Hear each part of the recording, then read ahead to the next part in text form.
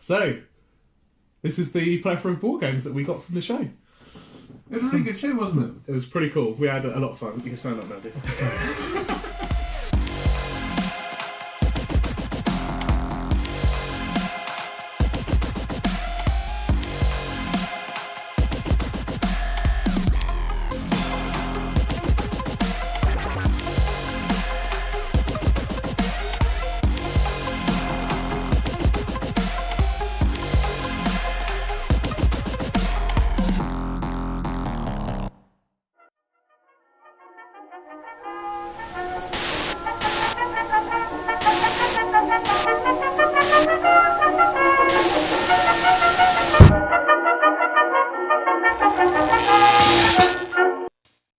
So, welcome everybody to a very special episode of the Bearded Gamers podcast, sporting some new merch. He isn't, slacker. So we are your hosts. This is Dan. And this is Brent. And together we are... The Bearded Gamers. The Wonder Team. Team Beard. Yeah. Team Beard. Get beards going. Gives me at least plus 10 wisdom, this beard. Does it? Yeah, it's pretty good. 10 wisdom. It's not loads, but you know. What is this then, like minus? Well, that's not even you shaved off your full beard. What are you playing at? No, I didn't know. Just trim it back. Just give me just a bit of a trim. But then we're trying different formats. So we've been doing the podcasts up until recently, but now we decided to break out into VHS. You know. Yeah. Yeah, or Betamax. If you prefer Betamax, you can record it. Don't forget, press record on the old machine. So, man, back in the days of VHS, man, they were awesome. What I love about VHS, we have when we were younger, we had like all our films on VHS, but there'd be parts that someone would record something else over the top of it. Yeah, so we had that was the beauty of it. The Indiana Your mum records over all the sex scenes in all the movies, so you can't play them back, and it's just like it's like the Teletubbies. Instead, you're like, oh, what? It's like in the third Indiana Jones movie when he Ursula takes the cup over the seal, and it's like breaking. He's like, Ursula, don't, and then it cuts to an advert of clear glass mints, and then it cuts back to everything just breaking. He's just like. Never know what's going to happen out of it. Yeah, you'll never know. Anyway, today's episode, we're going to be doing a review or sort of look back at Tabletop Gaming Live, which was the board game event held in Alexandria Palace just at the end of September, and we're now sort of mid-October. So we've played some of the games that we bought, so we thought, we'd have a look back, kind of review the event, I guess, and talk about our experiences of it. Because that was the first event that we went to as a podcast. Together, as the Bearded Gamers. So we went around sporting merch, we had some fans come up and say hello, which was cool. We had our Bearded Gaming dice as well, check them out. Yeah. We'll have a word from the sponsor later. Yeah. But anyway, so let's just recap basically, what happened, where we went, who we saw, what games we bought, that kind of thing. Yeah? Yeah, definitely.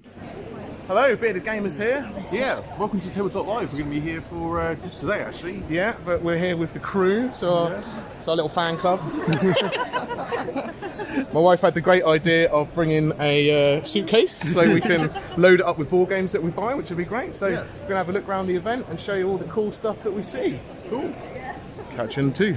So, from the start off, what game should we talk about first? Should we talk about the first game we went and played then? Yeah, well, the first thing we bumped into was Zartu Games, wasn't it? So that was literally as we came into the event. And it wasn't a massive event like the UK Games Expo where there was like 1 billion people and it was hard to get everywhere. It was actually quite...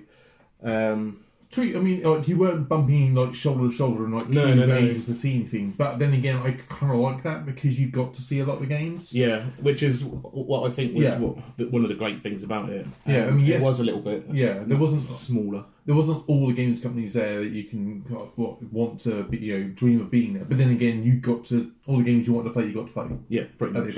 I think there was only one I didn't, and that was literally when we walked in the door. I saw the Solomon Kane. Yeah. The company who make that, I think they also do Joan of Arc and a couple of others. Anyway, they stood out straight away, and I was like, have to go and play that later. But it turned out they didn't actually have the game there to play. Oh, because I really want to play. Yeah, I really want to play Solomon Kane because I think it's got something unique as well. Yeah, it's true. They all look pretty cool. So some of the models. But yeah, Zartu was the first people we bumped into, and they had some good deals. Yeah, on a lot of cool games. So you saw people were getting out Terror Below. Terror Below, yeah. I picked that bad boy up. Yeah. It's one of those games I saw on Kickstarter, and I liked the idea of it. And yeah, I picked that one up. Well, it's pretty much is based on the classic Kevin Bacon movie, Tremors, which is an awesome movie. So if you haven't seen Tremors, I highly suggest you go out and Tremors is one of get the VHS, pop it in your VHS player. One of those films you go, oh, Tremors, and then you go, they've done like 5 films. I think there's about 18 now. There's 18. They've all got the same guy in it. That one guy who's like he's like mad on guns. He's got about 50 guns all up in his basement, and he just goes hunting them wherever. I think the latest one I saw was like Tremors Ice Attack or something. Like they're like underwater in like ice in Antarctica or something. I was like, this is ridiculous. But I'm going to watch it anyway. Well, about the Tremor games, like I said, we picked that up, and the aliens in it, the monsters in it, are called worms, and they're weapons of roaming. Not graboids, or arse blasters. That's what they're called in the film. I think that's the second one. Like, they know that this is a ridiculous concept already. Well, they're called weapons of roaming. They're called weapons of roaming massacre. So worms. Yeah. I mean, weapons of roaming massacre. Yeah. Well, they worked hard to get that anagram. Was it anagram or? I don't know. Whatever. Abbreviation. I mean, I don't know. I'm shit at English. But yeah, we picked up. They had at the event. I couldn't get a game of it, but I picked up because it was a really, really good price. Well, that was all the girls, because we were there with our partners and a few friends and that. They went and played Copenhagen. Yeah. Or Copenhagen, I'd like to say. Which, from what I understand, what they told us, we didn't get a chance to play it. That it was like you're building like buildings, but using like Tetris type style pieces, and you have to build your building from the foundations up. I think using these, you're sort of trying to pick up these different tile pieces, got different patterns of windows on. Okay, maybe I should play it, find out more. Yeah. Well, maybe we will. I mean, that's the thing. It's like, given this, even though it was a small event, there were some games that we didn't get to play. So, I like the fact that we walked around the corner and we found this game that we're now going to talk about. Home on Lagrange, or Lagrange. Home on Lagrange. Home on Lagrange. Where critters are locked up in chains. It's just quite cool as a game. Oh, that's Rescuers Down Under. Wow. Have you seen that movie? I've not seen Rescuers. Oh, no, so good. I used to watch that loads when I was a kid. I think I have seen Rescuers. Where there's like John Candy plays like a seagull, and they fly these two little mice to down under, and they got to rescue like an eagle or something. Anyway, it's an old Disney movie, which I had on VHS. It's like 4 VHS references. So this was like a cool game. We actually demoed it with the creators. Lovely bunch of guys. Grizzly Games, as far as I'm aware. I can't recall their names, but they were fellow bearded people like us, which I thought was awesome. So we sort of naturally gravitated towards them. We were like, oh, there's some more bearded people. Let's go and see those. And what really stood out to me, anyway, when we played the demo, was the artwork and this. The Admiral's Log. Yeah, so what you do in this game is you basically build a space station with your cards. Yeah, I'll show you some of the cards, because these are wicked. And once you've built the idea is like whoever builds a space station first kind of wins. But then what's kind of unique about this game is that... well, it's not who builds it first. You get the points. Oh, yeah. So we played it like halfway through. We had like 2... Because it's whoever... Once all players have built 4 modules to their station, then you tally up the points to see who's won. But then... And they're all based on sort of different aspects. There's like infrastructure, education, defence, military kind of type stuff, recreation, that kind of thing. And there's lots of references in there. I mean, on all the cards and whatnot, you can see all different references to like. There was one just on the last actually, the one with all the guns on it. So let me just look at, like, I love the sort of isometric artwork design on these. It's really cool. Yeah. So there's lots of look, this one here. Look at that. That's pretty much Guardians of the Galaxy right there. Look. Oh yeah, a reform camp, and there's like that's definitely Star-Lord. Yeah. There's spotted the alien on there as well and stuff, things like that. There's like this one here, like it's an armory, but then within the armory there's like loads of weapons, and you can see things on there from Halo. There's things on there from Fifth Element. Yeah, man. That's cool. Just really cool. So they're worth like a certain amount of points at the end, and then you have a whole selection of resource cards as well, which you're going to play on yourself, on your opponent. There's like black cards and white cards which are beneficial to you, or black cards which cause meteors to come down, which you tried to play on me at one point. And I was like, because you can play cards face up or face down on your modules, and they'll do so you can sort of hide the points that you're going to score towards the end, but they can also act as different things. So I had a one face down on one of mine, which was like a laser turret defense cannon on one of my defence buildings. Yeah, which stopped Muggins here thought, I'm going to send a meteor shower and destroy one of his things. I was looking forward to that. I was looking forward to that. Just up there, just like drawing down meteoroids out of the sky. I think I'll try to do it again later on, actually. But the idea is that once you've actually finished building your base, you can then go to this book and they'll tell the Admiral's Log. It'll tell you a little story about your base, which is quite cool. Yeah. So the way it works, like I said, there's 4 different types of buildings. So you've got like defence, education, recreation, stuff like that. So you just look up a code. Yeah. So if you've got like 2 defence, 2 recreation, you'll have 2 Ds and 2 Rs, and then you look up that little code in the index here somewhere. There you go. So it's just a whole bunch of codes, and then you just look for your story. Yeah. And they're a whole bunch of different cool stories, like sci-fi short stories, which represent kind of what happened on your base. So I imagine if you had like all defence base, it would be like a military style story. But I played it with my wife after the event, and the story was quite clearly The Matrix, like a rip off The Matrix, kind of, but in its own kind of style, its own kind of way. What about that as well? They did say at the event, like, we got as close as we can without actually going over the line. It's like, how close can we get to referencing this film without actually like being sued? Yeah, pretty much. I've only played it once since, but we're going to play it again, and we'll hopefully talk about it in a future episode and review it. Yeah, we'll do a review and like a playthrough, maybe like because we're now doing videos. Maybe that's something we can do for videos and whatnot. Yeah, excellent. So then after Grizzly Games, we then went to the Ravensburger stand. Yes, and picked up a few games that we thought we really wanted to play. Well, I think that's the only thing with Ravensburger, because they're quite popular stand. There were some games there, so they actually had a waiting list, I think. Yeah, or maybe timed slots to go in and play, particularly Disney Villainous. Yeah. Which is very, very popular. Very obviously popular, based on a Disney property where all the Disney properties actually at once, where you're playing the villain. So there was lots of people who wanted to play it.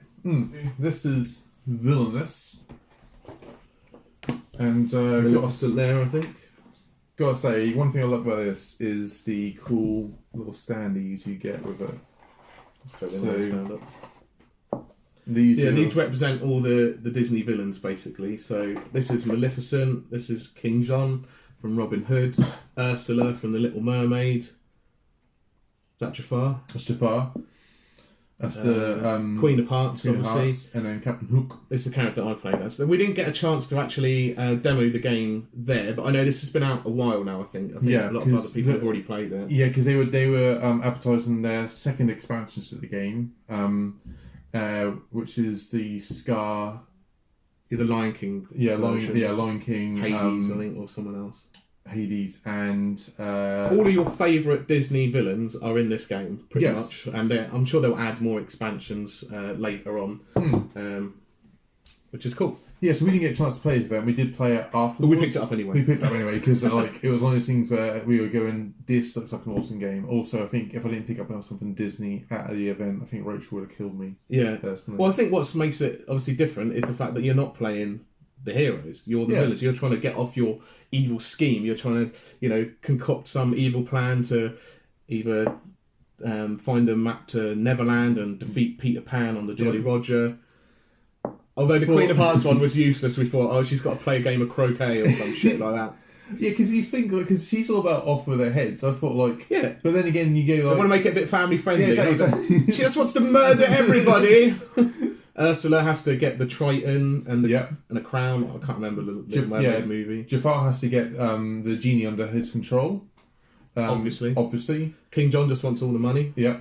And I don't know about Maleficent. She wants to... She's Sleeping Beauty, right? Yeah, Sleeping Beauty. She basically... that's Maleficent, and she wants to curse the lands. So you have like a board in front of you which has got locations from the movie pretty much, and each location gives you a set of different actions, and each turn you'll move your piece to one of those locations and you'll get to do the actions on there, which will be like gain more power, draw cards, play cards, discard cards, or the other option you can do is the fate deck. So and this is where I thought was really cool. Yeah, but it's all contained. It's all self-contained. So the best way I can compare it is, say, like Magic, for instance. So with Magic, you play cards from your opponent, and it's quite hard to balance that because, like, certain cards you might bring up a new card, say for like the blue deck, and it might completely change the game for.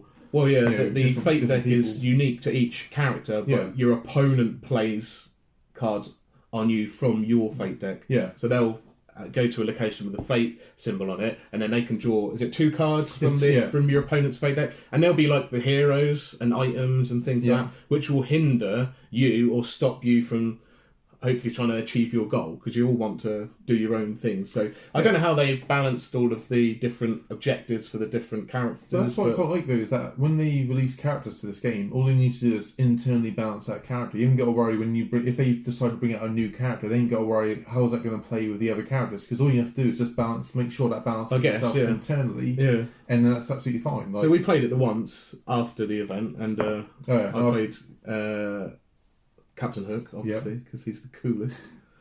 Who were you? You were King John. I was trying to get all your money, and Shab was Ursula. But and she'd never seen Little Mermaid. So I don't know what I'm doing. I'm trying to get a crown or something. I'm like, have you not seen Little Mermaid? Everyone's seen all of these movies, I'm sure. But yeah, it was quite cool. Yeah, it was really fun. And I played with Rachel, my fiance, and she played as Maleficent, and I played as Jafar, and that was really, really cool. I really want to play as Hades because Hercules was my favourite of all the Disney movies, and I'm like, I just cannot wait to play as him. I don't know what his objectives were, like release the Titans and destroy Olympus. That'd be cool. Yeah, I've not had a chance to read through this all, but yeah, screw you, Zeus. It's really cool, and also as well, like it says 2 to 5 players, but you can kind of like. Because you can play more people. If Are you going to break the game? Anyway, that was Disney's Villains. We also saw at Ravensburger Jaws. Yeah. So it's been doing the rounds on the Tinterweb. Look at it. Look at the cool art. It's the cool poster. Yeah. From whenever this film was released. What? Not 79 maybe, something like that. Something well old before we were born. But yeah, so this is the classic film Jaws brought to life in a board. Oh, dude, don't look at the back.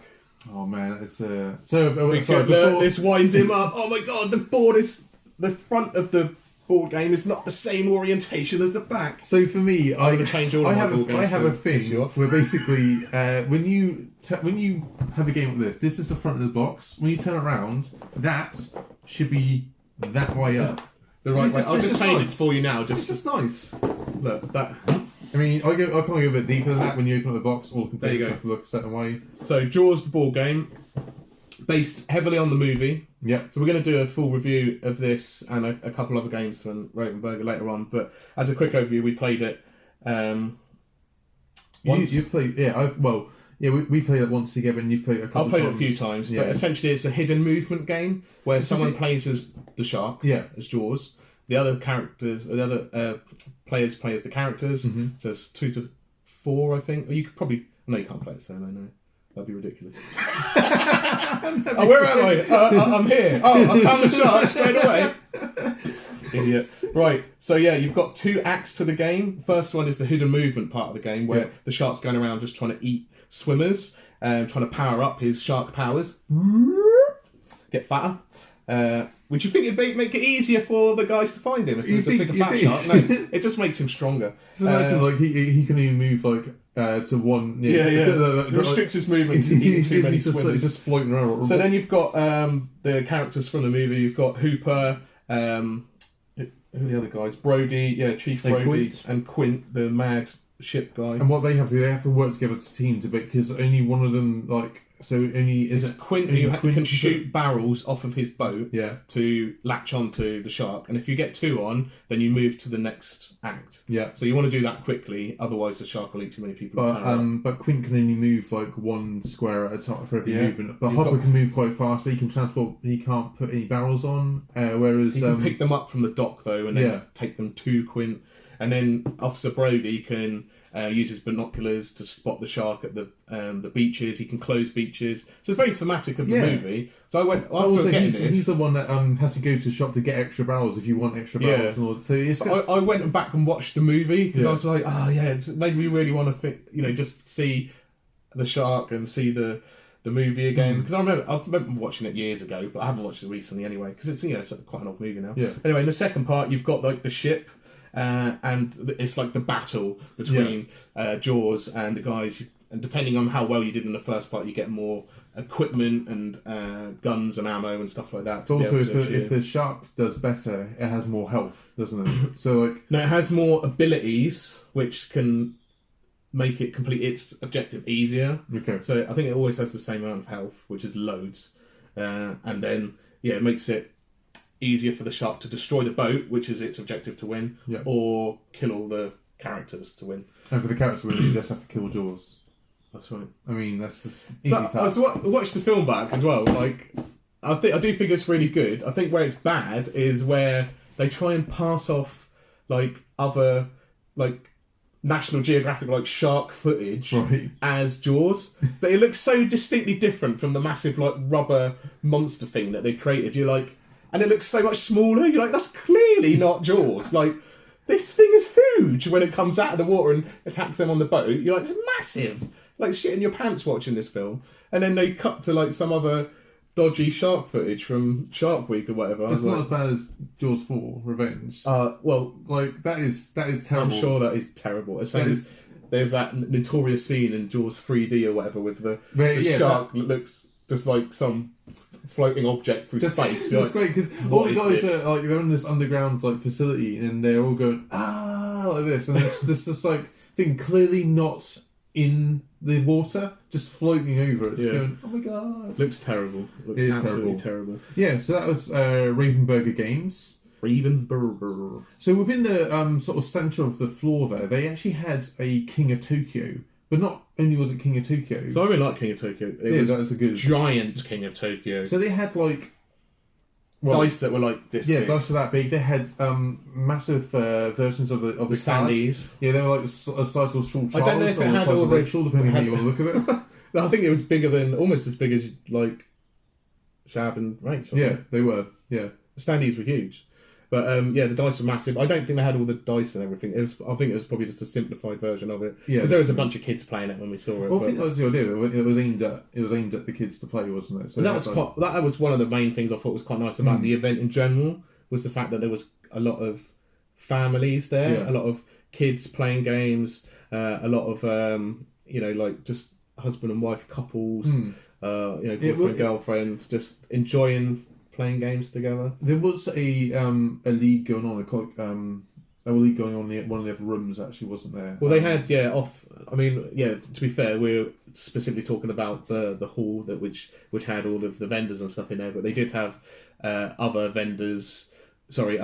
exhibition halls which had seminars and tournaments. I know there's like Yu-Gi-Oh, Dragon Ball Z, and like a Catan tournament and stuff like that. Yeah, there's lots of. I mean, we didn't go into that side other than. No. We didn't really go into that side because it wasn't what we were there for. We wanted to see all the cool games and whatnot.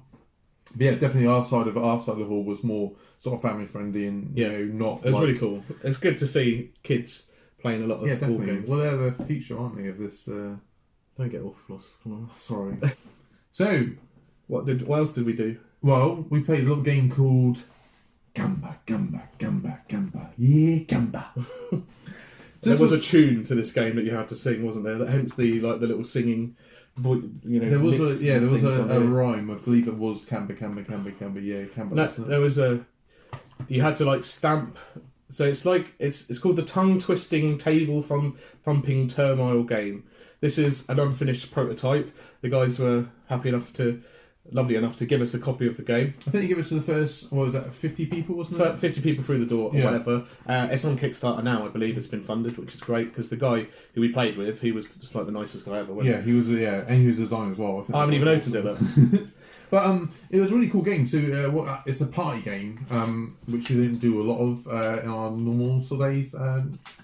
Yeah, I'm sort of normal gaming group. We don't play party games all of the time, but we do like to do the odd get together with all of the guys and all of the girls. Yeah, and we do like boys v girls nights. And then, that's when we play our Unos, and we'll probably play this as well. Yeah, we've played lots of different games, but I think this is one of those ones that we'd probably play. Yeah, at that kind of night. This is not that you're going to get out with all your hardcore gamer guys. Is if we say to them like, not play Blue Who, we're going to do some rhyming fun. Because it is rhymes and tongue twisters, I think and essentially, Canva has no loot in it, so Roger will never play it. Yeah, there's no loot in this game. You have to. Everyone was we holding hands or no? You had to. No, you had a. Yeah, you had like a card in front of you, which is like a hammer and a splat. And you had to pick up your hammer card and splat it on the person next to you. But you had to do that to the rhyme, which it was camber, camber, camber, kai. Camber, camber, camber, kai. And you had to keep doing it and speeding up. We started off with camber, but then as soon as someone messed up the sequence or didn't drop off their card to the next person and pick up the next one, you had to shout camber and they'd ballsed up basically. And they have camber spelt out in letters in front of them. And when they mess up, they basically have to turn over one of those cards and it tells them on there what the new rules are. A new tongue twister. Which could be it. And the way you stop the game is if you go around, if someone, if you mess up the lines, or if you don't hit the splats, or if you both end up hitting the same splat, or if you end up with two hammers, which sounds really silly, but that happens a lot. Yeah, people just don't pick up the card. I don't know what they're doing. I think it was hard so my wife is Iranian. She has an accent. Yeah, it's not easy, and she obviously English is not her first language, so it was quite hard for her to pick up the tongue twisters because they were always, like a concoction of weird English words to make it difficult to say. And her accent. That's the idea of it. Well, that's the whole point. Yeah, it doesn't make it easy if English. But every time she was, I noticed to look over, she'd be going. Like, you're not even saying the rhyme. You're not doing the tongue twister. So then you'd be like, camber. You're not doing nothing. That was really fun though, wasn't it? It was good fun. And whoever runs out of their cards first is the ultimate loser. And then basically, when that happens, the winner is the person with the most lives, or if combined. Oh, is it? Is that right? Yeah. I think. But Shab pretty much lost all of hers, and we'd only lost like one or two each, so she was the ultimate loser. It's a fun game. I mean, back on Kickstarter, if you're into sort of party games, I think he said it was like £3 or £4 or £5. I think it's like it's for a quick little party tongue twisting game that you, particularly if you've had a few drinks, I think this one would be an absolute blast because you're going to be messing up these tongue twisters all over the place. Yeah, so Camber. So what next? Then after Camber, we went and visited the TTcombat stand.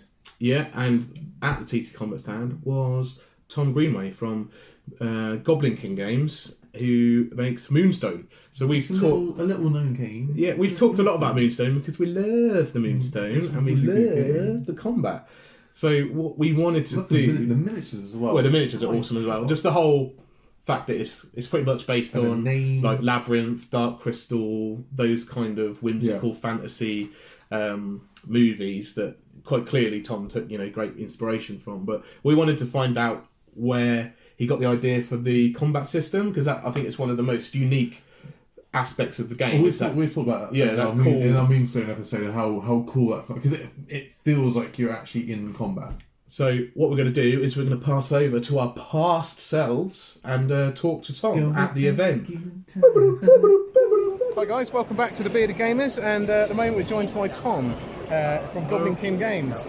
Say hi, Tom. And he's designer of Moonstone. So we're going to ask Tom some questions about how Moonstone came to be. Moonstone. How did it come to be? What was your sort of There's a few different origin stories to this, quite a lot, right? So I don't know which is the best one. Origin story number 1. So if we start with the creative style, the whimsical fairy tale style.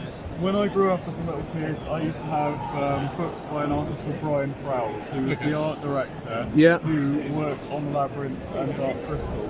So I used to collect all of his books and his fairies and his goblins, and I had that embedded in me that was, that was really cool, and that's what I was really into. So there was that creative side. From a rules kind of perspective, I played loads of different games with, board games and card games. And a lot of obviously skirmish games. And I was helping Richie out, who now helps me out with Moonstone, with a game that he was doing, helping him write his rules. And in the process of doing that, I started thinking, if I had my own game, I'd like it to work like this and like that. And then, you start sketching ideas down for rules.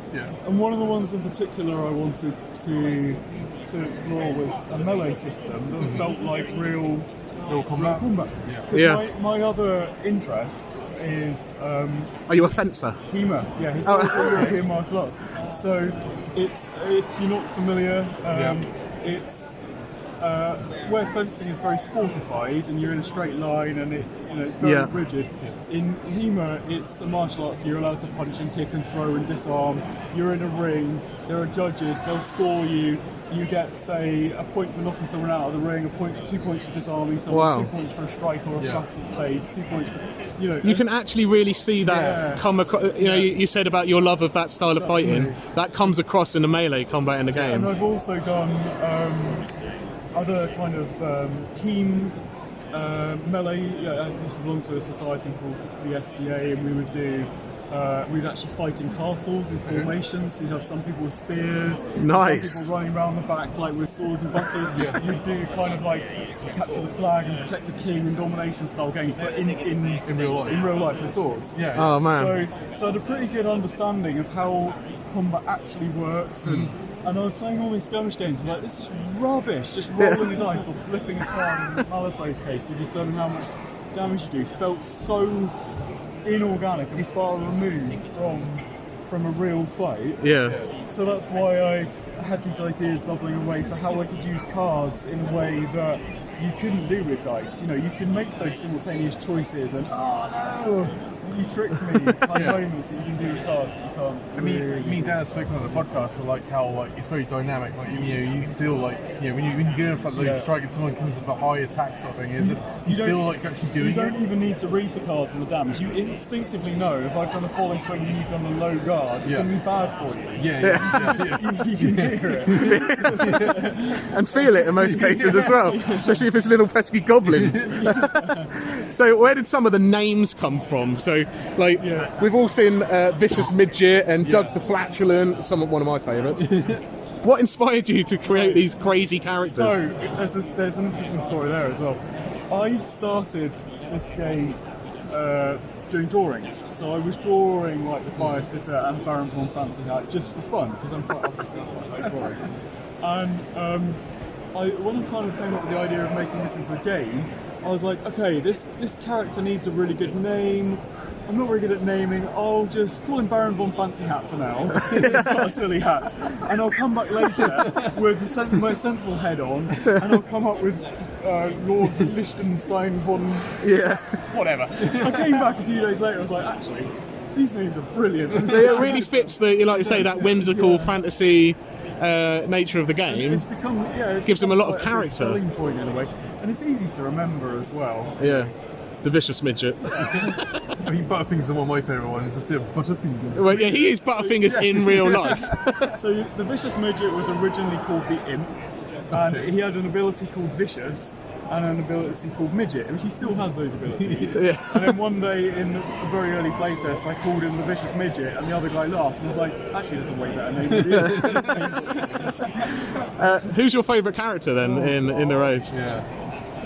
That is an impossible question to answer, because they are all, I can't even choose a favourite faction, never mind. They're all my babies, and I do love them all equally, and that is actually true. parents always say that they love their children equally, and I've always thought that was bullshit. And I'm saying it to make the ugly one feel better. But in this case, I do love them all. I guess probably Baron von Fantiat purely for historical reasons. He was the first character. Baron von Fantiat and Fire Splitter were the first ones I drew, and they were the first ones I launched in a pilot Kickstarter way back 4 years ago now. So I think they're my favourites just because they've been with me for the longest. But of the new stuff, I really like Boris. Boris the bunny summoner. Yeah. You've got him over in the cabinet, I think. Lubard came together all at the last minute. You know, the original art we weren't that happy with, and it was nagging at me, and then we had an opportunity in the Kickstarter to redo it, and now I think it's really cool. I don't know, I love it all, sorry. So what's the future of Moonstone? Well, we obviously did a Kickstarter earlier on this year, which is going to ship soon, so there's a third faction coming out. So we've previously had our Commonwealth, which is our gnomes and our humans and our giants, and then we've had our Dominion, which is our fairies and our goblins and trolls, and then the Lesser Vault is the forest dwelling characters. There's witches and fauns and crazy cultists, and they whereas the previous two factions are kind of like the two political forces, this is a religious faction. So that's all about to come out. We're also bringing out simultaneously new expansion boxes for all of the original faction stuff. So additional characters? Yep. And there's a whole bunch of them in the cabinet which you can maybe get some footage of. Definitely. Cut into. So we've got Goblin Pirates coming out next month. Yeah. I am so excited about Lobster Johnson. Is it no, not Lobster Johnson? What's his name? Krusty Balboa. Oh my god, yeah. I'm thinking I've got Hellboy in my mind. I mean, talking of naming, that's another one. He was originally called Krusty, and someone in a game, when he used his punch ability, went, you've just been knocked out by Krusty Balboa. That's hilarious. He kind of had to keep it. That's now his name. So, amazing. But yeah, Goblin Pirates are coming as a new human box. We've got the Gnomish Airship is coming out next month. Oh yeah. I can show you renders of all of this in a minute as well. Awesome. We've got a new giant coming out, a new troll called not Rival. It's just the one who's like looks like a river troll. Yeah, he looks really cool. So we've got another troll coming out in the new year called Rival, that's got a cannon on his head and a little goblin firing the cannon. So that sounds cool. there's loads of characters coming out. So lots to look forward to in the world of Moonstone. Well, thanks very much for your time, Tom. It's been good to see you, and we'll be back next time. Cheers. Thanks. Also, so coming back off that interview, thanks past self. Handing off to you, Dan. Thanks very much, Dan. We should have done that. That would have looked really cool. Thanks, Dan. Back in the studio with Dan. So we also talked to Lewis Clarke, who works for TTcombat, and he works in games development. It does like rules for like Rumble Slam and stuff like that. And he was telling us about the new game that they're working on, because TTcombat in the past have only really done. See, they're famous for doing their MDF terrain, but they've only really done miniatures-based games. Yep. So they've got like Carnivale, Rumble Slam, and a few others, to name a few, and they're going to be doing a board game which is based on the video game Stellaris. I've not played Stellaris. I'm not a big video gamer anyway, but from what I understand, it's like a kind of real-time strategy space combat game. Like sci-fi, and it has some really cool space dragons, as he referred to them, called the Elder Drakes. And their models look really cool. I mean, they're really cool. Yeah, and that's what they did, like a Kickstarter for just the model, so you could get like a really cool model of this space dragon. Mm-hmm. But what I was more excited about was actually trying to find out, because he didn't tell us everything, but trying to find out about the game. He's being very shady. Obviously, because I think it's because it's just in development at the moment, isn't it? So you can't reveal too much about it, even though we tried to press him, and he was being very, gracious and not telling us to shut the hell up. So it does sound quite cool. From what I said, it's going to be like a hex-based board where you're, moving. Kind of, I think it'll be almost a really light version of Twilight Imperium, almost with space combat. Yeah, there'll be dice, there'll be a nice board, there'll be little game board miniatures of ships and different classes of ships and stuff like that, different factions and races. Yeah. And I don't really have a a game like that in my collection. Trying to think of anything. So I guess maybe Star Wars Rebellion. Possibly. It's probably the closest thing that I've got, which is space combat, risk in space. The thing is, it's one of those things that at the time when we time recording and time the interview, we don't know that much about it other than how cool these miniatures look for the sort of bugs aliens in that universe.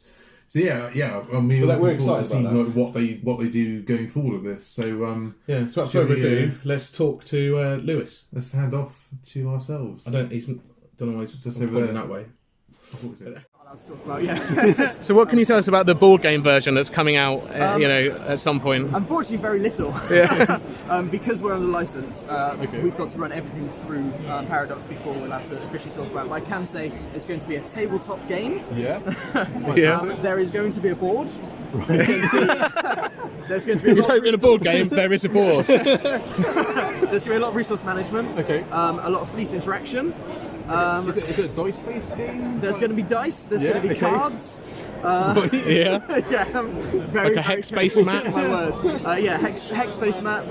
There's going to be a lot of area control, diplomacy / not diplomacy. It's going to play exactly like Stellaris video game plays. Awesome. But a shorter tabletop version. How many models are you looking at for a general game? I can't tell you. Stay tuned for the Kickstarter to find out. One of the reasons I can't say is we're still quite early in development of it. Because it's a big box game. I mean, I'm sure you guys know it takes a lot of tweaking to get right. I can imagine. So it's things like adding one extra ship tends to debalance a lot of different things. So there's a lot of interactions that we're playing with at the moment. Awesome. We look forward to seeing that on Kickstarter. Next year sometime maybe. Excellent. Well, awesome. See you soon, guys. That's all right. Cheers, Lewis. Next up, we went around the corner. We swam around the corner. Well, to be fair, that is fitting. So we want to talk about this game. This was probably, at least for me, was the standout of the event. The game that I enjoyed playing the most. The thing that I enjoyed doing the most. Obviously, we played a whole bunch of games at the event, but this was one that stood out. And that was when we got to Days of Wonder booth. Yeah, They've done some fantastic games in the past. They've done Ticket to Ride, which they had there. What's that? Well, Ticket to Ride. What is this game? We all know what Ticket to Ride is. They also had a massive copy of Ticket to Ride London. Yeah, with each individual character was what that sort of size was. Ticket to Ride London. I think they're London buses or taxis. They weren't trains. There was something like that. Anyway, is that because our train service is absolutely rubbish? Buses. Possibly. It would just be like a spaghetti mess of trains. I think if they did trains for London. No, I think it was bus routes or. Routes through generic routes through London. I just not necessarily linked to any. I've doing bus routes and going playing cards, going wait, bus pins laid again. Two have showed up at the start. Two buses showed up at the same time. You can place two buses down on the same space. But it was a cool giant version, so it looked awesome. I'll show you some pictures. But the game that really. Let's start that game, which is on. Is it coming to Kickstarter? No, they don't do Kickstarters. I don't think. Okay. It'll just be. I think it's out at Essen Spiel, which is later this month, which is the big gaming event in Germany, which we were going. Yep. Maybe next year. But money's I think more than anything. We played. As you know, my car broke down, so I'd spend loads of money on that. So anyway, what is this game? The game we got to play is Deep Blue. Deep Blue. Which is, we'll have some pictures of that coming up as well. Yeah, you need to see it because it is visually amazing. Beautiful. So I think we passed the booth earlier on in the day and I was like, ooh, what's that? Well, look at the shiny board game. So the box has, the top half has got a little ship on it. And then it just submerged and it just goes down and down. Yeah, you've got the water shining onto the deep blue, which is essentially what this game is. You're kind of like salvage companies, I guess. Like you're playing little ships or pirates, just going after plunder. You could be pirates going under plunder, but I think that what they've gone is a more modern take on it. You've got two ships of your colour. You've got a massive board which has got some absolutely lovely artwork on it, and you've got these tiles which are placed on certain spaces on the board, which you can mix up, don't you? And then depending on your sort of setup. I think it's random each time because some of these tiles are like the big excavation sites that have got like the big treasure, and your haulage companies or ship companies trying to excavate these treasures. So it's kind of like a mishmash of different game types, and mechanics that we've seen in other games before. Predominantly for me, it was Quacks of Quedlinburg. In fact, the guy actually said that when he comes up, he goes, "Oh, this is Quacks of Quedlinburg." I love that. Yeah. Like, I love that. I like Everyone gets that though. Yeah, if you're in a board game community, you know. Yeah, but I like that. I like mechanic. it when because it gets a little bit tiring when someone says to you, "This is a brand new mechanic." You go, "I've seen this in other games." Like just say, at the end of the day, if you've got inspiration from somewhere else, just say that's what it is. Yeah, there's no harm in that. Yeah, exactly. There's literally no harm. So you're moving around. You have a deck of cards as well, which have your actions on. Yeah. And so there's the other side of the game is there's the kind of deck building aspect of it, isn't there? Because on the side of the board, you've got a bunch of cards that you can buy. Yeah. And your action deck can either be played as actions, or you can play them as money to buy other cards to go into your deck to give you other stuff to do. Yeah, so you've got actions such as to move, so you can move around the board, and you then discard your cards. You can then spend actions to draw your cards back up again as well. Yeah, like a rest action. Yeah, because you don't actually redraw cards at the end of the turn. You basically have to spend the turn. Yeah, so you've only got your hand, and then once that's gone, you'd be forced to rest, or. And then you can use your moving cards to move around the board. And you've got, like Dan said, you've got 2 ships, so you can move one off and start going down one way. If then move the other ship around. And they're cool little. They're better than they could have gone meeples, but they're kind of like this little plastic, like rubbers that you get on like the end of novelty pencils. Yeah. I guess is kind of the best way to describe it in really bright colours, and you're just moving around the board. But where the game gets really exciting is, like I say, that Quacks of Quedlinburg mechanic. You get a bag full of little gems, okay, which are all the same. Not plastic gems as well, which are like... A la Quacks of Quedlinburg, like the tokens need to be the same size, so when you're rooting around in the bag, you don't know what you're going to pull. So if you get to one of the tiles, you flip the tile over and it will show you like an excavation site, that is a place where you can send your diving bell down, or however, I don't know how haulage companies work. They send divers down or whatever. We haven't got a background in haulage companies. Yeah, let's go down with a rope or something, I know. Do you know, I love the idea of us of going to a bank, going, we want to open a haulage company. Go, what's your background? We play Deep Sea. Yeah, we play Deep Sea. Sorry, we played a board game version of it, therefore we know how to do it. So you turn over the tile and it's got like various symbols on it, and anyone who's got boats nearby can be like, "Oh, they found it." It's like they're spotted, they're immediately looking out. Right, someone else is going to find some treasure soon. There they are. Go. I'm going to jump in on this dive. You literally do. You put if you're in adjacent space, you move your piece to get in on the dive.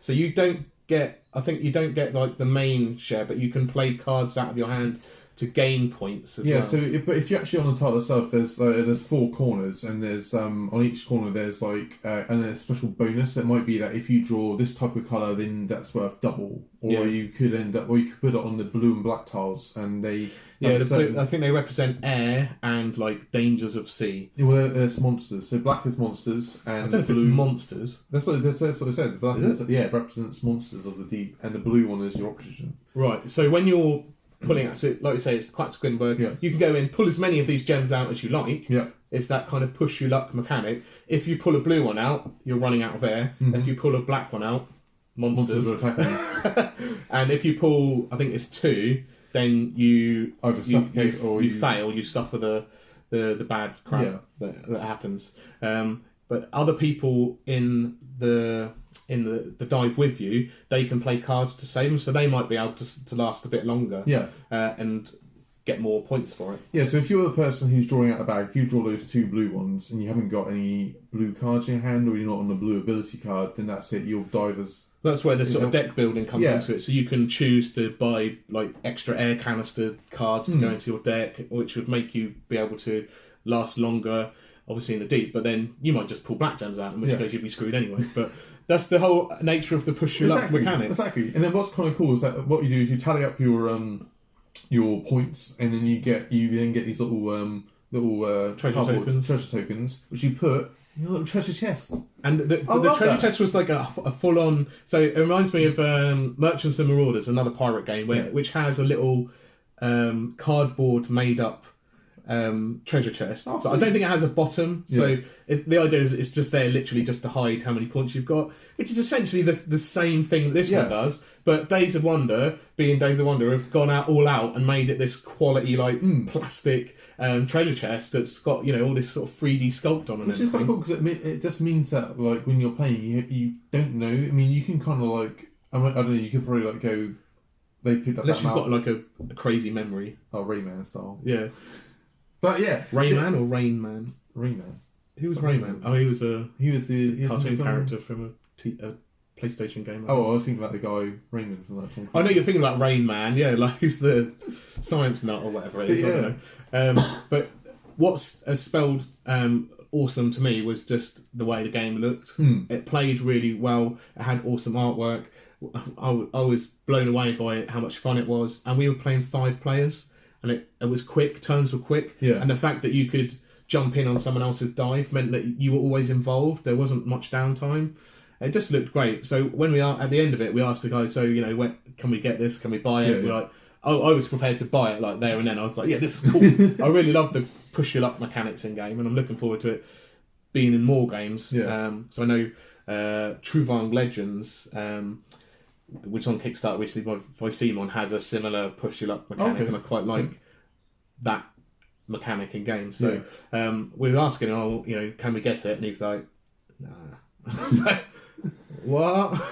It was going to be available at Eschenspiel. I think it was the first place it could be available. But now I was like, well, how much do you think it's going to be? So I was expecting, I don't know what you expect. I was thinking 50, 60 quid maybe. Yeah, I think it comes in. And I think he said 35, 40. Yeah. But don't quote us on that. I mean, it was lower than what I thought. Given the components, given the way it looks, because Days of Wonder have got a good reputation for good looking quality art, quality components. We see it with Ticket to Ride. We see it with some of their other pirate themed games. I've got what's that? Yeah, Pirates Cove, Shadows over Camelot. Those really cool component games. They've got really nice little pieces. So I'm really happy that I got a chance to play that. And hopefully we'll pick it up as soon as we can and show you guys some more. But again, that's the kind of game where I kind of feel it's more of a family game. It isn't a game where I would want to play it. I'm not playing it once and going, I've got to play the game again. I kind of played it and was like... it's one you get out every once in a while with the family. No, I think you're right there. It's not... we play certain types of games in our gaming group, which tend to be those Gloomhaven, Nemesis, story, main game stuff like that, Lord of the Rings, Journeys to Middle Earth, that kind of thing. It's nice every once in a while to still have a family orientated board game that you can just get out. Game you can explain to someone and go, and they ain't got to go, what the hell? Yeah, it's really simple. It's all done with art. Yeah. So we loved that. Definitely. And we all had a blast playing that. All 5 of us. I think Ross was the only one who didn't play that one. I think he was off somewhere else and he joined us later on, so he didn't get to see it. But anyway, it was really good. So that was Deep Blue, Days of Wonder, which was cool. Further around the corner from there, you had Pegasus Spiel and their lovely sets of Catan that they had out. So we mentioned earlier there was a Catan tournament. Don't know how that works exactly, but I do like Catan as a game. But the one that, again, was one that I really wanted to play was the Game of Thrones version, being such fans of the first 7 seasons of the show. I think the last season gets a lot of bad rap. I kind of feel like, how do you win something like that, But anyway, but the board game version of Game of Thrones, Catan, looks quite interesting, and but it's always put me off the fact that it's got such a heavy price tag on it. I'm not sure why their games tend to be more expensive. I know there's a lot of plastic in the Game of Thrones one, but I was hoping to maybe get back there later on and have a chance to play that, but just didn't get a chance to go back to that. So then I think we've done a lap round the event at that point. We haven't really gone into the in-between bits some way, but it was later on that we came across Wartorn Games and Meeple Force and Chad Thunderguns and the Meeple Force. So obviously you talked about this game last episode, but this time we got a really good chance to interview both Ian and Jon from Wartorn Games and discuss a little bit more about what their plans are, what their inspiration was, where they came up with the idea for the game. We saw some of the new factions that are going to be in the Kickstarter. Yeah, the brain floating. There was Skeletrons, which are look like Necrons. Yeah, don't worry. I know because Jon's a massive fan of Necrons. He's he had like a massive Necron army. Also and Skeletons just sounds cool. Because there was the other one as well, which was like they're like in spaceships with the massive brain. They look like UFOs with like giant brains in the middle of the UFOs and like dangly limbs and stuff like quite that. Cool as well. Yeah, and that was the dexterity war game that we got a chance to play with them a while back. But hopefully we'll see some more content from them. But check out. So all the interviews are located over there. If you want to look, if only the camera's looking that way. That's me pointing into the past. Here we are with Wartorn Games and the Meeple Force in front of us. And I ain't done Meeple Force. You ain't got to do the sorry, I've got to do the theme tune every time. Meeple Force. That's the way we do it, man. For some reason, we can't do it. Wait, I want to get in on that. Can we go again? Let's do it again. Yeah. Ready? Meeple Force! Oh, I've got chills. I've got chills. The hairs on the back of my neck have stood up. So tell us a little bit more about the idea, the conception of the game. Like, where did you come up with this great idea? Oh man, it's really easy. I'm rubbish at war games and skirmishes, and I thought I need to make a game that I might be good at and other people might be rubbish at, because people are much better at rolling dice than I am. Okay, so right. I just roll ones all night long. As long as you've got at least... You feel his pain. Yeah, if it's a leadership test, brilliant, you're fearless, right? I could just imagine you sat on the couch like flicking like popcorn off of it and go like, I am amazing at this. Yeah, let's go. It's like, so when I was playing games like Warhammer or a skirmish game, I'm basically flicking my models off the table, scooping them up with a dustpan and brush. So I thought, this could be a game on itself. So, that's where it came from. Well, that was part of it. Dexterity games were a fairly new thing to me, and I explored a couple of them. I realised there isn't one that kind of bridges the gap between what I used to do and what I wanted to do going forward hobby-wise. So it's a blend of my favourite aspects of board games and my favourite aspects of tabletop wargaming. So I wanted to blend the two together and add my own layer of cheese onto it as well. I love adding cheese to any theme I can. Certainly a lot of cheese in it. Oh, there is. So was it one of those things that you come up with mechanics? Was the worlds like forming in sort of back of your head first sort of thing? No, they kind of came organically actually. So some of the really cool things like we have the boomerang and whatnot, some of the more unique mechanics, actually they kind of evolved really organically, because we did just start flicking models on the table and go, well, how would shooting work, and if you miss, what happens, and how do you make that more varied? And when you explore, the amount of throwable weapons there are in the world and the crazy sci-fi stuff you can sort of draw from retro movies and stuff, things just start evolving, and it was a really organic process. We really enjoyed that. So the bullets kind of stayed really basic, a little bit dull, but you need bullets to fly around the game. Yeah. All the other stuff was just really fun, and we wanted to make sure that everything we had in the game works in a completely different way. We've got to start with the bullets and then work your way up to chainsaw rockets. Yeah. Oh man, we can go beyond chainsaw rockets as well. That's the future. So I went off and played a couple of games with my wife at this point, and you bumped into some YouTube stars, didn't you? Yeah, I met Really Steady Play. I've sort of followed the channel for a while. I found them because of Nemesis, because they're one of the first people to get a Nemesis game. Nemesis, do you? It comes up every now and again. He loves the game. To be fair, it's good. So me meet my little boy and I go, what's his name? But name your child Nemesis. But I get a chance to meet He's everybody's nemesis. It's some evil bastard. I got a chance to meet them. It was really great, actually. Got to chat about what they're doing, and we got a chance to play Escape Plan, which is an escape room style game, but all in a case within a board game. I sort of walked past and I saw you. Essentially, I think all of you were huddled around a table, like looking so beadily eyed at some picture on a board. So. I've done an escape room in the past that was like inspired by like an actual escape room? Yeah, an actual escape room. These things popped up in the last few years, kind of everywhere, haven't they? And it was like a Mission Impossible style. You had like an hour to get out of this room. Yeah. There was two rooms. One was like a security office. The other was like an art gallery.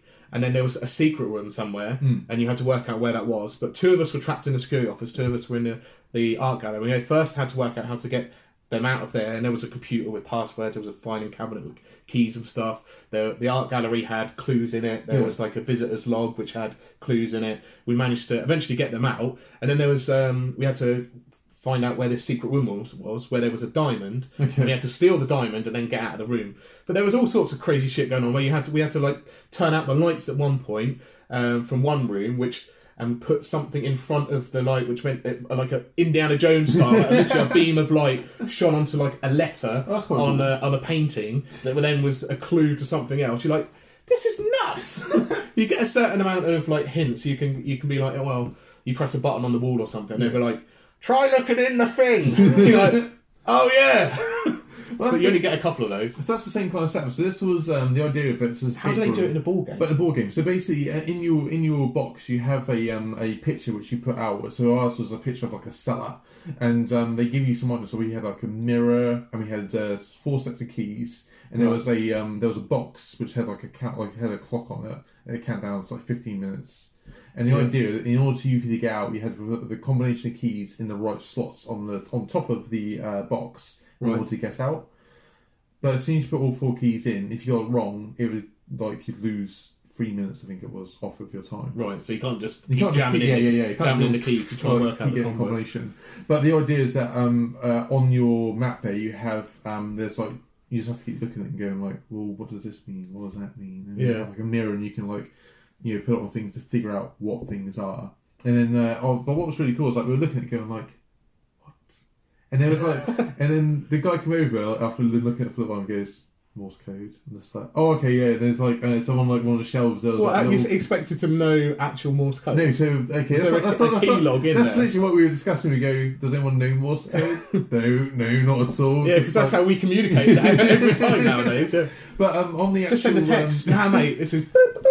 It's much easier. It's just really cool. So on the actual timer itself, it's quite a chunky sort of timer. There's actually on the sides that had Morse code decoders on the side of it. Right. That had other little things in there as well. Not for. I think the idea is like that you use that box for all your different games sort of thing. So there's different codes on it. So that would be my question. Like, surely this style game, once you've figured out how to beat it, you can't play it again. Well, that's what we did discuss. So we did this. So we were talking about. They were talking about how they were going to do it for their channel, because obviously they review games as well, and they were sort of saying, well, like, would you just review the first game? There's 5 games that come in the box, but it's kind of like once you've played it. Yeah, you kind of know. I mean, I guess again, like you look at legacy games, and things like that. So, I mean, how many plays do you get out of it? I mean, if you play it like once every sort of 6 months, you maybe play it like a different but you're not going to. Or you forget what the clues were. Yeah, you're not going to remember every single thing. No, but I mean, I suppose. I guess if you owned the game, the fun would be like playing it with different groups of people as well, maybe. Yeah. So you're the only one who kind of knows a little information, but I suppose you kind of don't say as much. Yeah, but also you could just be like the person who gives them hints.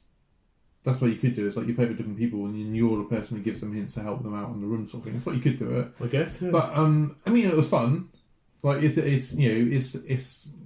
not a game that I'm going to go every Tuesday night. Boom, let's crack this game out. Let's figure out the next room, sort of thing. Yeah. But I thought, like, for what it was really fun. I mean, we did just do it in the time. We had a couple of fumbles. I mean, like, on the keys as well. There's like numbers and letters and like symbols. You look at it going like, is this relevant to what we're doing? I don't know. I think sometimes they throw in like those red herring type things. You're like, or you get fixated on a clue. You're like, no, this must be it, yeah. And it's literally nothing to do with the actual thing. Yeah, but that's the idea. I mean, because obviously, like the keys are for all the 5 scenarios. So there are stuff on those keys which are completely irrelevant to the one that you're doing. Yeah, but so, you wouldn't know. Yeah, exactly. But awesome fun and awesome guys. It was great to meet Ready Steady Play guys. Yeah. So moving on, we went to another little section where they had a couple of games that we played. Chocolate Factory.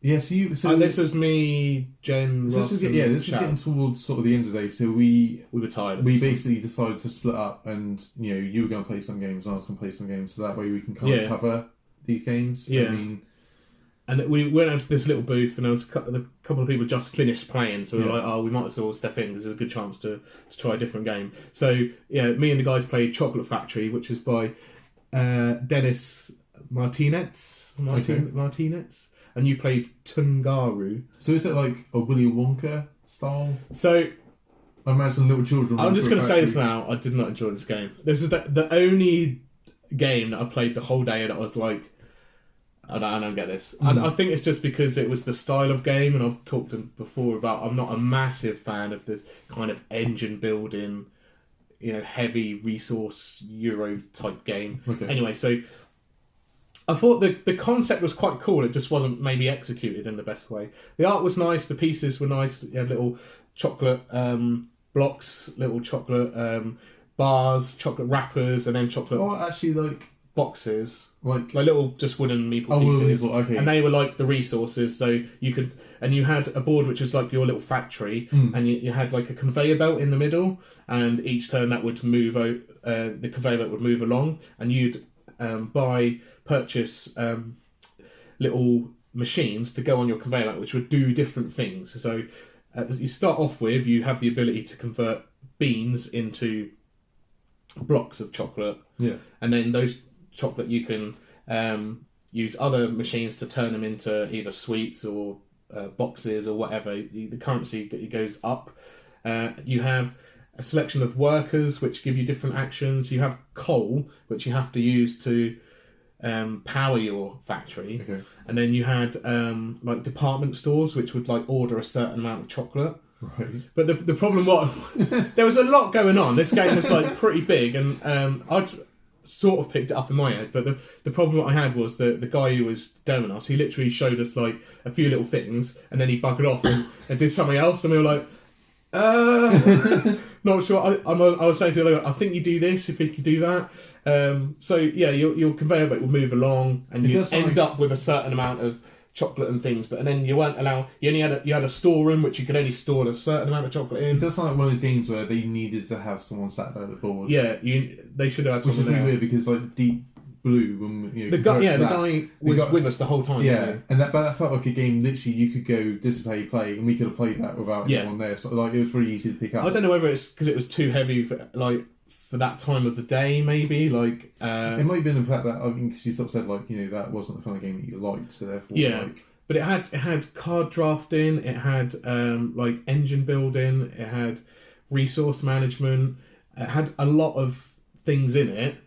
I thought I'd love the theme because my day job is to run a chocolate shop, so I know about chocolate. It's just like going to work. I was like, maybe that was what it was. I'm like, this board game's too much like going to work. This is why I play board games, just to escape my normal life. But yeah, like even the other guys were like, I looked up and could see like their like faces like, I don't know what to do. I'm so confused.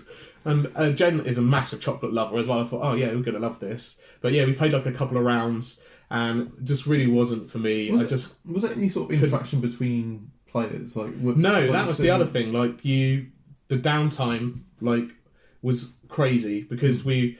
On your turn, you were trying to work out what everything did. I've got these workers that does this. Yeah. They create. They get me the coal, which makes the machines do things. I buy a new machine. I've put that on.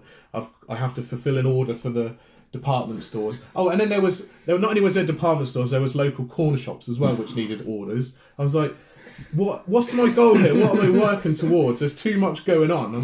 So you can do anything to say effects? I don't know. Oh, because I kind of. You were just trying to like create the machines to fulfill the orders, and make the chocolates quicker.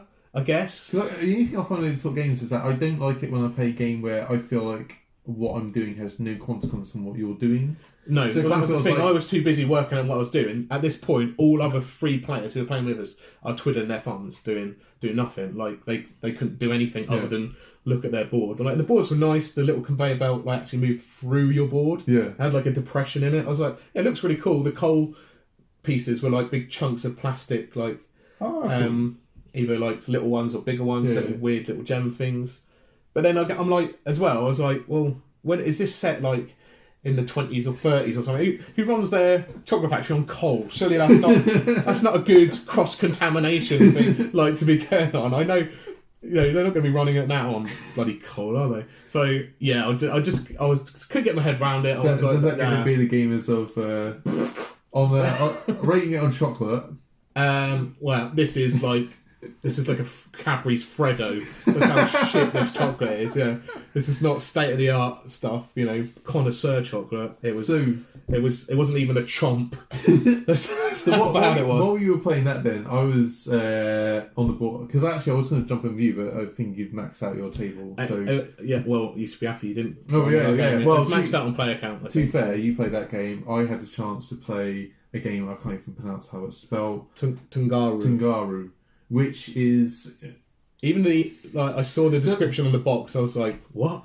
So the theme of it is you're like these tribes that are in the sort of the Amazon. It's like a archipelago of islands. Yeah. And the idea is that basically you're different tribes, and you're trying to get different tribal chiefs onto your side while trading resources and sort of going between the islands. It looked really nice from what I saw. It looked good. Okay, I said to the guy, like, are you going to upgrade the boats? It's like, because the boats are just like cardboard, you know, things. It'd be really cool if like the boats were like 3D models which you put your dice in. So basically that's the idea, is like you move your boats around, you have your actions are your dice. But this is one of those games where, again, the guy that we had originally demoing us was like, I can only be here for 5 minutes, I'll show you how to play the game, and then someone else would come in. I mean, I thought it was being a bit bold saying I can describe to him in 5 minutes. He described one action in that 5 minutes. And then just cleared up. Then he went and he goes, and the other guy, he goes, oh, can you take over? And you were literally on a table behind us as we were playing the Chocolate Factory, and I was like, I felt like a kid at school. I was like, sir, I don't know what this does. Can you help me? But the thing is, though, like, he was like, the guy come in, he goes, so what's you trying to go? One thing. He goes, okay. And it's just like, I think the theme I didn't quite, wasn't a theme that I kind of enjoyed really, but there was just so much going on. Tribesmen and a boat. So you start off and you've got cards of like different people. So you got like a chief, you got a fisherman, you've got a farmer, and you got like a warrior type person. But basically, you play one card, and then at the end of the turn, you then swap that card with someone else. So then you won't have that card unless you then swap it back again. So that was one mechanic that was going on, was just like card management. You had resource management, where basically like you start with different resources, and you could trade. So little fish tokens, little coconuts. That's kind of cool. I said to the guy, oh, well, cool, we've got ham in this. He goes, that's not ham, it's coconut. I go, oh. What was it, like a brown pink thing? You thought it was ham? No, it was like, well, it was brown, but I looked at it and thought, it just looked like ham to me. Rachel said the same thing, so I'm not on my own here. Right. Sort of thing. I'll let you off for that one. There's brown ham. There's seashells as well, which you can trade. The idea is like, and pearls, so basically like you can trade a pearl on an island for like 2 seashells. So there's lots of like that. And they were just wooden meeples? Wooden meeples, yeah. But then you could then also hire villagers, which you use to populate islands. But then you had to get chiefs on your side, you had to have like either a combination of resources and meatball. And it's just... It seemed like there was a lot going on. There was a lot going on. And again, it was one of those games where what Rachel was doing on her side, I had no control. I could not affect it in any way. Yeah. So I couldn't... Which felt like... I think player interaction is quite... I mean, to me, that's why we play board games in the first place, is to interact with other people. But and if your game doesn't allow that to happen, like, what's the point? It was kind of nice because it wasn't like I did my turn, then Rachel did her turn. It was like there was phases. So you do this phase, and everyone does that phase. Right. And so it wasn't like I was sat there. So you didn't have massive downtime like we did in our game, like. But there wasn't like. She'd do stuff and I go, oh, that really sucks that she's done that. I can't do anything about this. I just have to hope that what I'm doing on my side. And you can tell by the way I'm talking. I wasn't engaged. Yeah, the theme didn't grab you. No, the theme didn't grab me, and there was a lot of rules, and I felt a bit bad because I said to the guy, like, has this been playtested? And he goes like, oh yeah. And I go, so have you got to do anything else? He goes, no, we're ready to go. Just like, I think that does show you, like, you look at some other games that they have. Like, that had the art, didn't have the theme, but it had some nice concepts for components. But when you look at a game like Everdell, which has resource management in it as well, but the tokens are like all different. Like you said, there was a bit of coconut you thought was ham. Like, Everdell has these beautiful pieces, the artwork. When you put more production value into a game, it just looks so much more better and so much more appealing. But the thing is, they had that production value, but then the core... I mean, did they know you can brown bits of ham? You can. The thing is, like to me, you can make a game look really beautiful, but if the actual basic game, if what you're doing in the game isn't interesting, it doesn't matter what the game kind of looks like in that regard. No, you're totally true. But then again, like there may be, I'm one person. There may be like 10 kids. Might be right up your street, and they were like, "Boom! I'm all about. I doubt it though. I'm all about getting tribals, like guys on my side, man. That's what my jam is." Well, talking about kids, the last game that I got to play. Oh yeah. It was, Zombie Kids. Okay, so I think this was on Kickstarter. Maybe it got funded. I'm pretty sure it's out at retail as well. Because we don't have kids yet, but the other two guys who are with us, Ross and Jen, they both have little ones who are like 3, 4, 5, 6, all of those ages at once. They've got a bunch of kids. Anyway, they're slowly getting their kids into more board games. So I think that's the complete point of this game, Zombie Kids, is to bring the zombie genre of games, which there are a plethora of in our board game community. You can, there's loads that you can. I think also this is like one of those gateway games to get kids into games. Yeah. So the idea of this one is it's also a legacy game, which I thought was really, really cool, and it can teach the kids quite a lot. Because you think, kids and zombies, how well is that going to go down? But they've cartoonised it. Is that a word? It is now. It's not like you're making a Billy Gamers dictionary. You're just kind of stopping the zombies getting in. There's a little board which is like a little shopping mall. You've got your own little kid characters. Yeah. Really simple, just mechanics of roll the dice, see where zombies pop up. You use your actions to move and stop the zombies, and you have to get to the 4 corners of the board. Lock the gates to stop more zombies getting in. If you do all that before the zombies overrun you, they don't kill you, they just overrun you, then you win.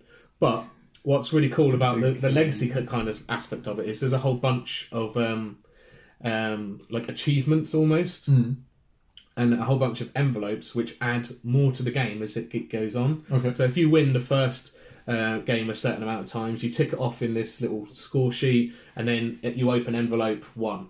Okay. And this adds a new mechanic to the game. When certain character has done a certain thing, you cross that off, you open envelope number 2. And the game evolves and expands and teaches the kids new mechanics for the game over the course of several play sessions. Yeah, so I suppose if you were to say open up all the stuff, you'd have a fully fledged quite in-depth game, but the idea of introducing mechanics slowly is that that's exactly what it is. And I think it's a really good way of teaching kids, these, rather than just going, there's your rule book, read that, here's your 20-page rule.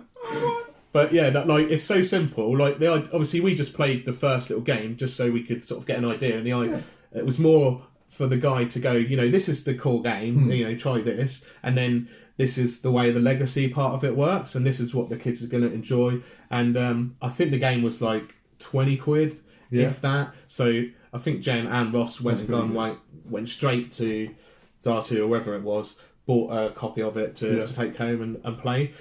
I didn't pick one up because I didn't have any kids. I'm not going to play this. Although I'm quite interested to find out what the other things are. That I love it. I could buy it for myself. I ain't got any kids. I want to play it. I'll just put a mannequin and draw a face on a balloon. It's your turn, balloon man. So yeah, it was quite cool. Definitely. Oh, one of the other games I picked up was Chop Chop, which. Now this game looked cool. So this is quite a cool game. This is Chop Chop, where basically the idea is there is a cat and a bunch of mice. And a table. So you have to build a little table. But these are Look at these pieces. These are awesome. And they're bendy rubbery kids, rubbery kids' toys. Look at the cute little mouse. Oh, look at them, he's so cute. So I bought this because my partner loves cats. Can you see a blue cat? Yeah. So the idea is it's really simple. Look how massive these mice are as well. I've got a mouse in my house that's that big. I'll be trying to kill them. I mean, God, get the cat, get the fucking exterminator in. Look at the size of these buggers. So the idea is basically the mice use the grey dice because they're grey, and the cat uses the blue dice because it's blue. I mean, mind you, if you've got a blue cat, chunky dice, can you see if something's wrong? If you've got a blue cat, blue cat. Take it to the vets. So on the board, you've got 4 mice holes, which is where all the mice start in, and you've got a table in the middle of the board. Look at this lovely board. Which I love this. You have to build this table. Just set it up.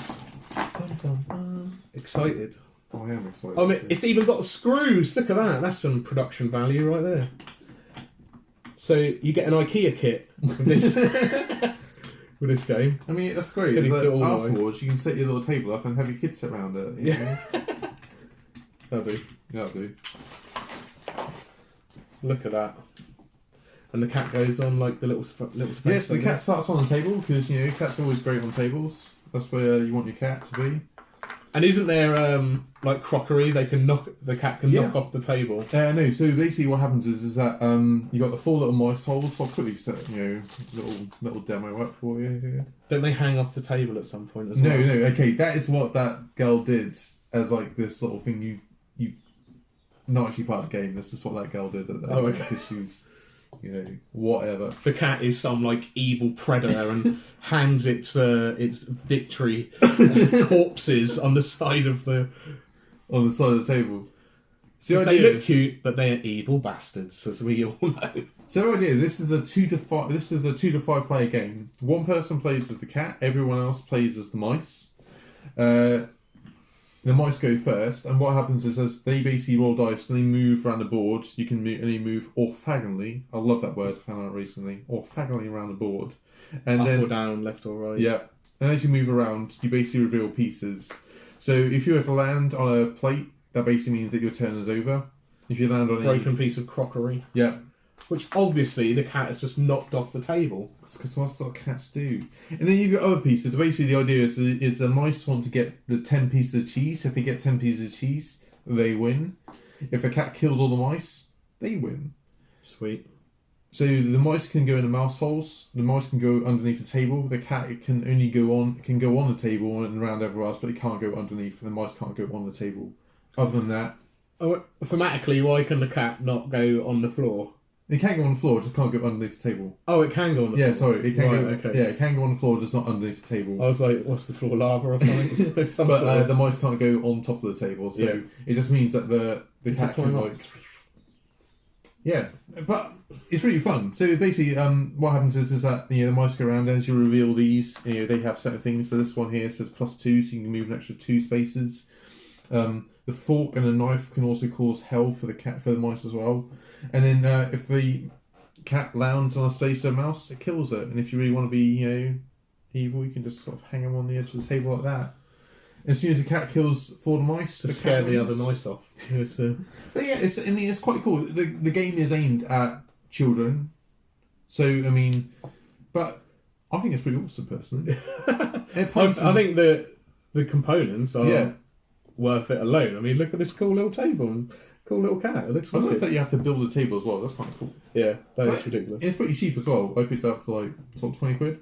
Yeah. Yeah. It's little family games like this which are really good and fun to get out on your family games night. Definitely. I do it every Sunday around my mum's. I get my brothers involved, my cousins come around for dinner, my mum, my dad. We play party themed games, we play family type games, we play all sorts, and this is definitely one of those games that you can get out and just have a little bit of a laugh with. Yeah, definitely. Chop chop. So yeah. Why is it called chop chop and not catchy mousey mousey? I don't know what. Surely that's a better name. Is it chop chop because it's like chop chop as in quick? I don't know. Possibly. Anyway, that's chop chop. That's chop chop, and that kind of concludes all the games that we saw. There are some, going forward we are going to go through these games and review and give them our first thoughts and give like an absolute overall review of each of the games. Yeah. So let's show you all of our games that we bought on the day, because there are a few big beauty. Oh yeah. Yeah, so we got this at the end of the event. You got it at a pretty good pricing actually. For some reason my wife is really good at bartering, so she managed to get this for a really good price. Just by using her womanly ways. I'm looking forward to cracking this out, maybe doing a couple of playthroughs of it, talk about on the chat on our channel and podcast. Yeah, you know we love a good story campaign-based game. So Lord of the Rings. And it is Ringo's, as we love. So there was Terra Below, we talked about sort of top of the show. Yeah, we've had a playthrough of that again. Looking forward to talking about it on the show as well. It's got the coolest little carving meeples ever. Oh, the lovely meeples. Jaws, sushi roll I picked up at very good price from Zatu. I tried to get this at Games Expo earlier in the year and they'd sold out, so really happy to get that. Because I love me some sushi. Some sashimi. Karma and Home on L'Orange is something we talked about. Along with Chop. Picked up Rick and Morty for £5 English, a fiver, so can't really go wrong with that. It joins the 5 or 6 other Rick and Morty inspired board games that I've got. Still in the shrink wrap, haven't played it yet, but so we'll crack it open. We will. We've spoken about it before, but we will do a Rick and Morty base episode, which is, I think, is just we've got to by now. Quotes from and bits from the show. What's this? Karoshi? Karoshi. So this is something that my partner picked up because it had bunny rabbits in it, and I think there was some anything with fluffy animals. Like these are the 2 games that he brought up for her or inspired by her. Well, you say that, but cats and bunnies and carrots. Yeah, so this is the game. I've not had a chance to crack this out yet. It does look like a little fun game with little timers in it. So again, we will talk about that coming up. And then we picked up Villainous. Again, didn't get a chance to play the show, but if you walk away from that show about... Yeah, I mean, there's still going to be games that you... Like, I went in knowing that I wanted to pick up Sushi Roll. Yeah. So I know I didn't need to play it. I'd already played it. I just wanted to pick it up. So there was some good. Same with Lord of the Rings. Like we knew. Yeah, we've been talking about buying. We haven't played it, but we discussed about it quite a few times. Yeah. So I picked that up. So overall, the event for me was great. It was a great show. I really enjoyed it. It was not rammed full of people like the Games Expo. Yeah. I felt that we could do everything we wanted to do in the one day, whereas Games Expo you need the whole weekend, really. Yeah, for this event, I think we go on both days. I don't know what we've been doing on second day, other than picking up the games that we didn't. Unless you were doing tournaments or going to the seminars and stuff. I mean, we didn't do any of those things, but it's good that they have them on board. I know that Ross, who came along with us, he did go to one of the seminars with Ian Livingstone. Yeah. Did a talk about some of the early stuff that he's worked on, which is cool. We actually got down and got a chance to sit and play games. Deep Blue was the standout, but we played a whole bunch of different games on the day. Same as our partners went and played other games when we weren't with them, when we were off busy doing beardy stuff. Yeah. So we had an absolute laugh, and it was just good to hang out with friends and play some board games. Really fun event, and we're looking forward to more of these events going forward. Definitely. So yeah, please check out our channel. Check out the podcast. It comes out every on the first of every month. Yeah, and there will be a new episode where we talk a bit more in depth about some of these games coming up. Yep. Our reviews and stuff. So look out for that. Check us out on the Instagrams and the Facebooks and all of those weird social media Twittery things. Yeah. So I think that's the show, dude. Yeah, definitely. Cool. So until next time, have fun, play more games. Cool.